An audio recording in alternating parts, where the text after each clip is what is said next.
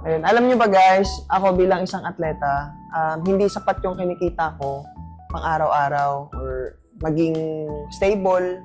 Akala nyo lang kasi, yun, nag-international ako, yung naglalaro ko iba-ibang bansa, pero hindi ganun sapat. Kumbaga seasonal lang din talaga kami kumita sa pagiging athlete. Kaya, ayun, malaking tulong para sa akin na, ayun, natuto akong mag-trade kahit papano, kahit hindi man ako ganun kagaling pa, pasundot-sundot lang ako. Pero kumikita ako ng $20 to $10, diba? Hindi na masama.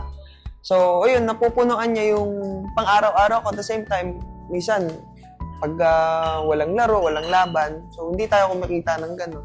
So, kahit paano yun, nakapundar ako ng motor, ayan, ng, huwag niyo na tanungin kung anong klaseng motor. Namin yung hobby ko. Well, may mga kamahalan pagdating sa hobby ko compared din sa motor. Pero 'di ba? As in talagang sobrang natutuwa ako kahit papaano. Maliit man, hindi man ganun katotok, 'di ba?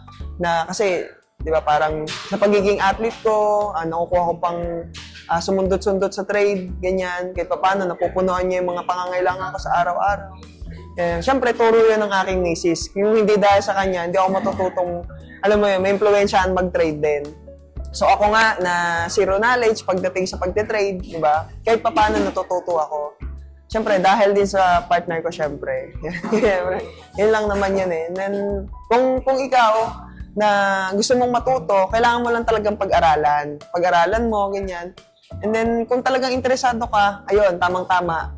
Naka-off ngayon si naka I think $50 si economy ngayon. So ano pang inaantay mo? Nasa comment section lang, andun yung guide.